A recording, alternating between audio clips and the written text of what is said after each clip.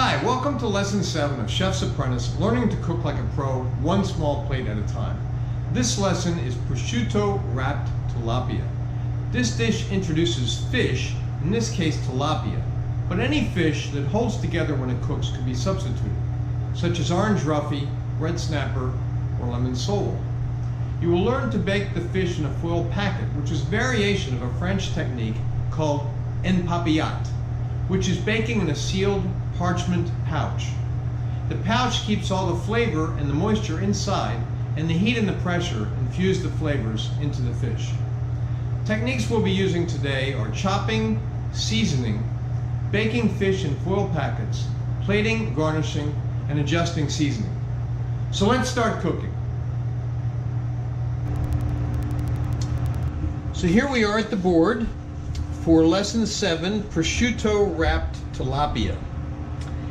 First we'll start with our mise en place, and specifically we'll start with our ingredients. Of course we're going to need a tilapia fillet. Now this is one tilapia fillet. We're going to make 2 portions out of this because this is a small plate. If you were serving this as a main course to one person, this is about 5 ounces of fish. That's about the right amount to serve. In America, people eat much bigger portions, but 4 or 5 ounces of a protein is really a good amount, especially if you're going to be serving a veg and a starch with it. And you could use any other, well, not any other fish. You should use a fish that holds together when it cooks. Some fishes fall apart when they cook. But cod and lemon sole and orange roughy and red snapper, they hold together pretty well as they cook. So you could use those instead of tilapia. We will also need to have some prosciutto. We've got a different brand today, Colomeco's prosciutto, which I got at Whole Foods. And I've said before that sometimes we want one that's drier, and sometimes because it's easier to handle. It doesn't really matter in this dish. This one is, I've used this before. It's kind of, it's easy to work with, let's say that. Let's see, what else do we need? We need a lemon, and we also need some white wine. Any dry white wine will do. We'll also need some olive oil, and we'll need some parsley, about this, well, we won't even need that much parsley after it's been chopped, but we're going to chop that much parsley. And we will also need some thyme and some rosemary. But you know, you can make your own choices on what to put into a dish like this. You could use the thyme and not the rosemary and not the thyme. You could use them both together. You could use you know, a whole Simon and Garfunkel mixture of parsley, sage, rosemary, and thyme. Well, the parsley is going to be put on at the end. We'll also need, of course, our Morton's kosher salt. Doesn't have to be Morton's, but Morton's is a good brand. And of course our Peppermill. So those are our ingredients. Now I'm going to put these things aside and come back to show you that the equipment we will need for this lesson. Okay, here we are with the equipment that we will need for this particular preparation. Of course, we need a cutting board. Always need a cutting board. Need a chef's knife. This is Wusthof chef's knife. We'll also need a slicing knife. This is a Wusthof slicing knife. I generally use Wusthof knives. There are a lot of good knives out there. These are the ones I generally use. Soon I'm going to do a bonus video on knives and basic knife skills, and I'll talk more about knives in that video. We also need to have a brush to brush olive oil onto the fish. This brush has seen better days, but it will do for today. We will need some foil. Now I buy foil from Costco, the Kirkland brand, that comes in this 750 square feet. It's 18 inches wide and 500 feet long. Of course, you can use smaller rolls, the 12-inch ones, but if you take one piece off of here that's about 12 inches wide and you crease it down the middle, it will tear right on that crease, and we'll have 2 pieces the right size for this particular preparation. Also, we will need some kitchen string. to tie the thyme and the rosemary. We will need, as we always do, a sizzle plate for purposes of baking this packet in the oven. These are the JB Prince sizzle plates. And finally, we will need a spatula. Almost finally, we'll need a spatula to plate up the fish. This is a fish turner. You don't have to have a fish turner. You could use any kind of a spatula, a metal spatula, or even a plastic spatula, the kind that you use to take things out of a pan, not this kind of a spatula that you use for scraping the sides of a bowl. And then we'll need, of course, a plate to plate up the dish at the end. So I'm going to break now and get set so that we can start cooking.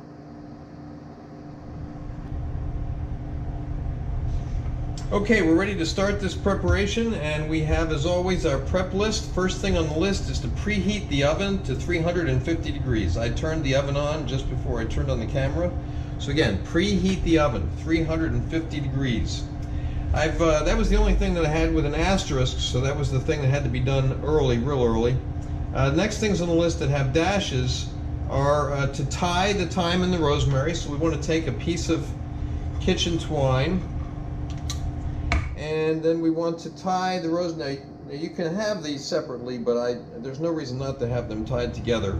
So we're tying together the rosemary and the thyme.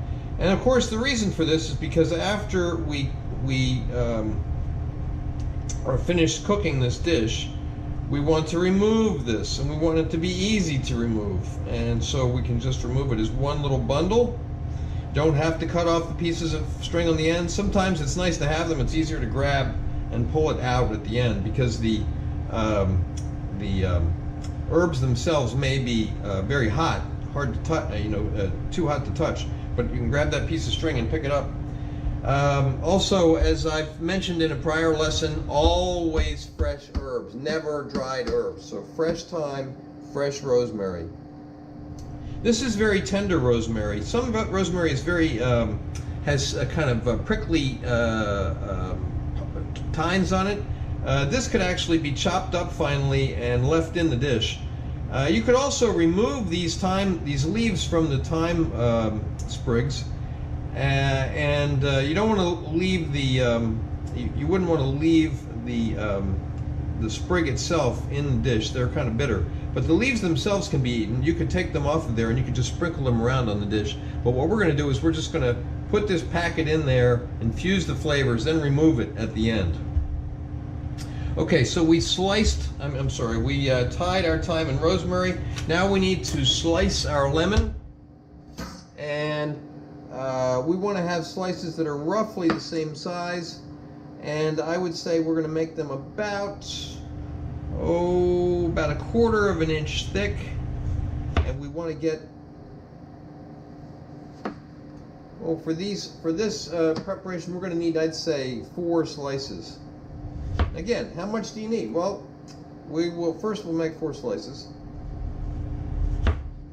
Okay, so how much do you need? Well, we have this much tilapia and we have this much lemon, and although we're going to portion this tilapia, you can see that these 4 slices would pretty much cover the top of this fish. So that's how many slices we need. Okay.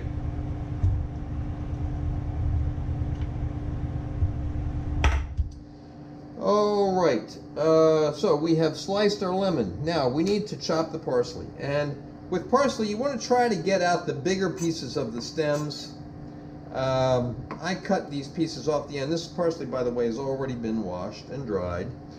So I cut off most of the bigger pieces of the stems. If you have some stem in there, it doesn't matter. You want to try to get the bigger pieces out. And then we just want to chop this on the board. And the way we do this is we have our hand across the end of the knife. Chef's knife is made so that it can rock. So you want to just rock across the parsley, bringing it back together.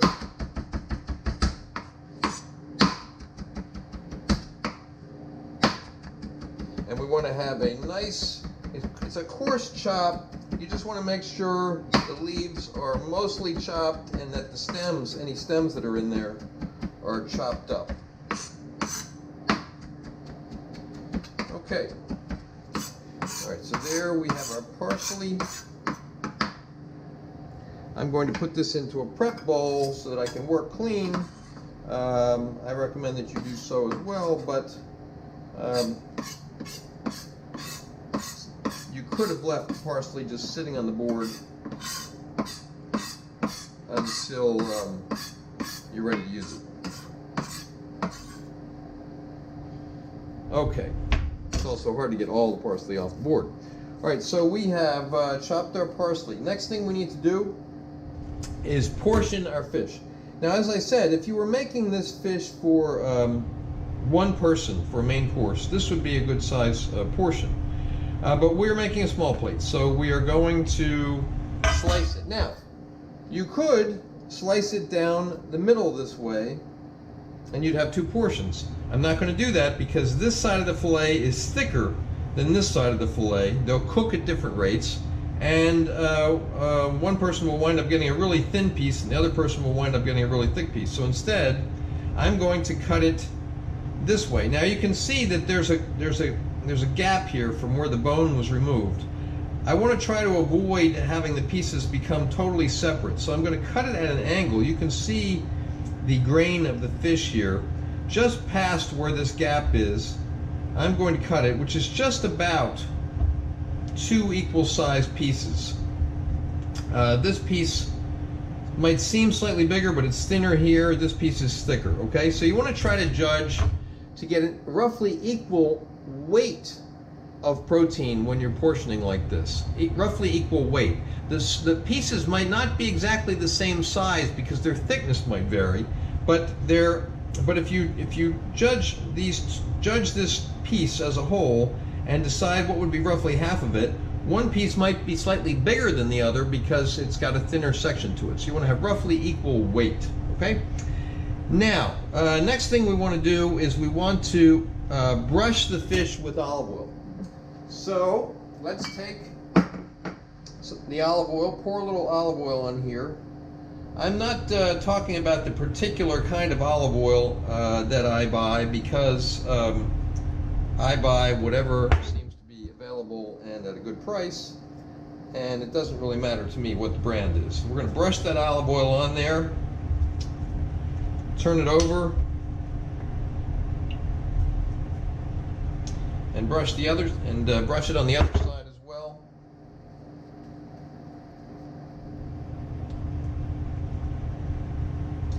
And then we want to season it. Just I'd say a medium seasoning. The saltiness often gets lost in the cooking, so I generally put a little bit more. If I season lightly now, then I usually add some at the end. If I season more heavily now, I either don't add it at the end or I add just a tiny bit so you have just a slight salt taste when you start to eat the food. And again, what you're going for is that the food is just slightly salty. And what I mean by that is not too salty. I mean where you can just start to taste the salt. And we're going to put some salt on the other side as well. Same with this piece here. Okay, and get a towel so I can wipe my hands off and work clean. Okay, then we're going to do our grind of pepper, both sides.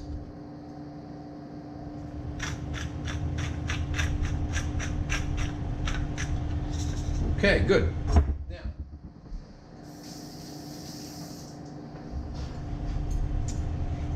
okay, so we have brushed the fish with olive oil. We have seasoned the fish. Now we're going to wrap it in prosciutto. Now I've said this in a couple of different prior lessons, and that is that prosciutto, you want to keep it in the fridge until you're ready to use it. And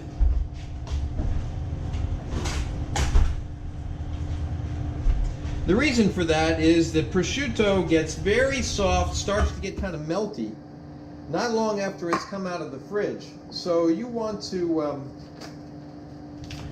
to be easy to work with. So I leave it in the fridge until I'm just ready to start using it. Now, peel it away carefully. Sometimes prosciutto comes out of the package really well and really easily, and sometimes it's a pain in the butt. So far, this one's kind of in the middle, I think. Now remember, there's pieces of paper that separate the prosciutto.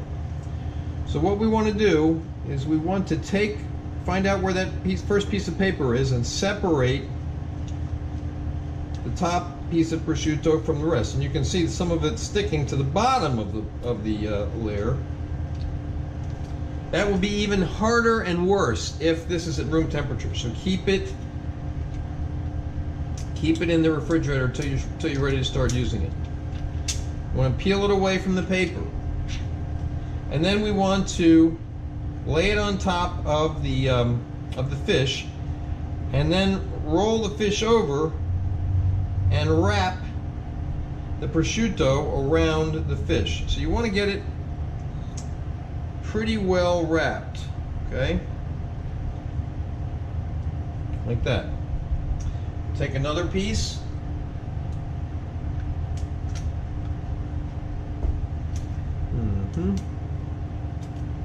Find that next layer of paper.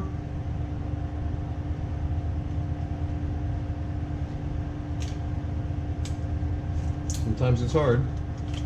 Pull that layer of paper off, pulls off the next layer of prosciutto, and take it off of the paper best you can.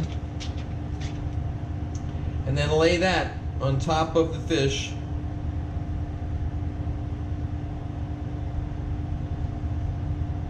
And wrap it as neatly as you can.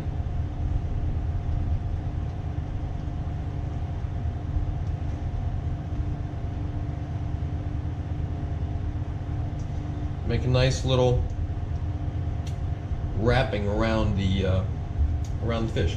Now, next we want to make the foil packets. So what we're going to do is push the board back a little bit,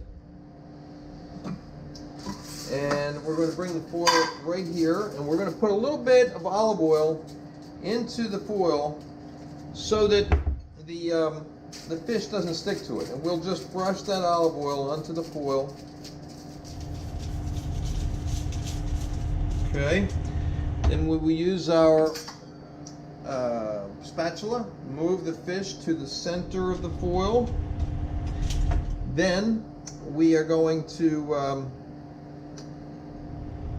put the lemon on top, and we are going to put the rosemary and thyme packet on top of that, and then we're going to fold the foil in. Fold one end over like this, the other end over like that, and then this end over like that. Okay. Now we're making two, so I should have had some more rosemary and thyme. I'll go off camera, get a little bit more, and be right back. Okay, so I'm back, and we're going to do the second one of these packets. Put a little bit of olive oil down on the foil, brush it, bring the fish over to the foil, and then we have our lemon slices. See, this slice is kind of puny, so I'm going to make another slice.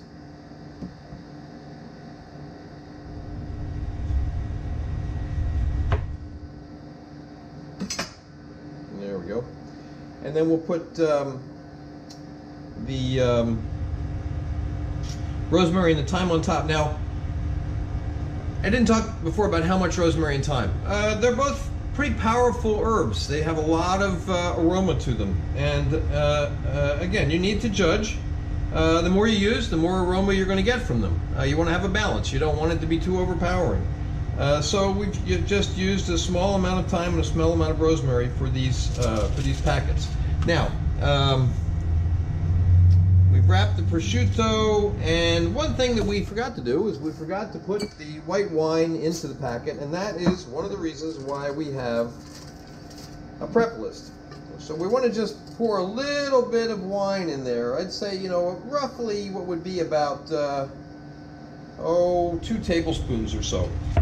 And what's going to happen is, and you want to keep it from running out the sides after you put it in there, obviously.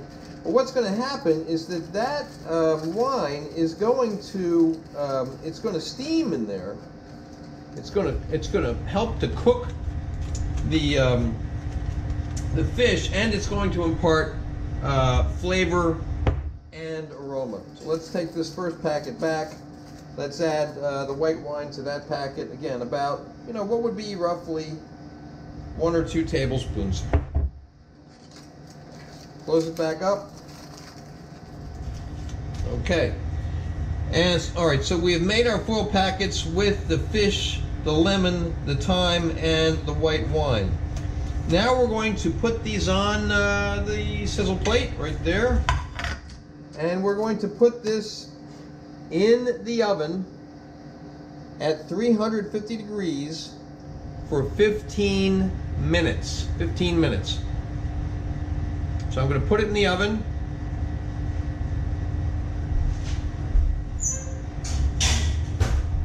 And then we'll come back in 15 minutes and check on it. Okay, our timer just went off. It's been 15 minutes. So now we're going to, well, we're going to open these. We're going to open them carefully because there's going to be a lot of steam that will escape once they're opened.